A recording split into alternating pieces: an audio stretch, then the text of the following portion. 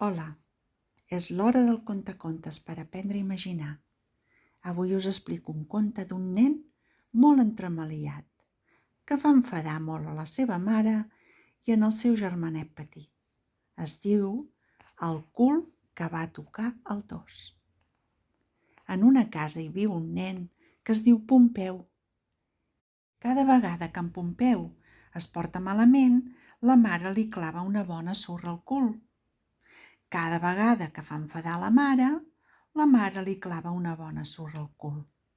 Un dia es va enfilar dalt d'un armari i es van caure tots els pots de melmelada. La mare es va enfadar tant que li va clavar una bona surra al cul. Al vespre, mentre el banyava, va tirar tota l'aigua pel terra i va esquitxar a la mare i en el seu germà. I què va fer la mare? Li va clavar una bona surra al cul.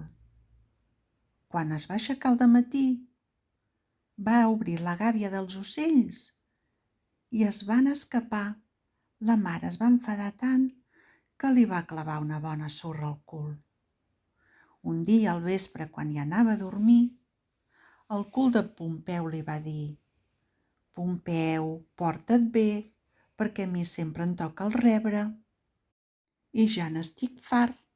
Però en Pompeu va seguir fent enfadar a la mare i al seu germanet petit. Però una nit, quan ja estava a punt d'anar a dormir, el cul li va dir: «Jo toco el dos, Pompeu, perquè estic cansat de rebre els cops».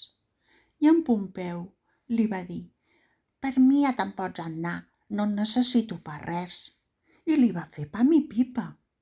Pam i pipa, pam i pipa, i el cul se'n va anar, va marxar. L'endemà, en Pompeu, quan es va aixecar, es va preparar l'esmorzar i a l'hora d'anar-se a sentar a taula no es va poder sentar. Sabeu per què? Perquè no tenia cul. A la tarda, quan va anar al parc, es volia sentar en el gronxador i tampoc es va poder sentar. Sabeu per què? Perquè no tenia cul. L'endemà va agafar la bicicleta, però tampoc s'hi va poder sentar. Sabeu per què? Perquè no tenia cul. També van anar a muntar cavallets, però en Pompeu no va poder. Sabeu per què? Doncs perquè no tenia cul. Llavors, a la nit, quan es va posar a dormir, va començar a plorar. «Torna, cul meu, torna, que et trobo a faltar molt. Vine una altra vegada, torna amb mi». I es va dormir plorant. L'endemà, quan es va aixecar, es va posar les mans al darrere i va notar que tenia cul. Que content es va posar en Pompeu. «Ai, que bé que has tornat, cul meu!»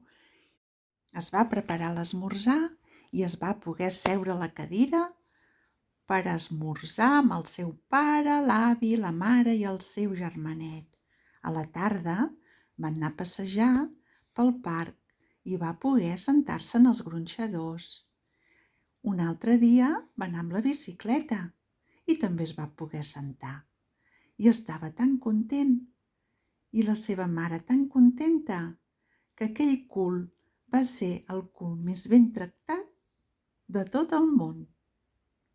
I sempre més van estar molt contents i no va fer enfadar mai més a la seva mare ni en el seu germà. Espero que us hagi agradat i un petó.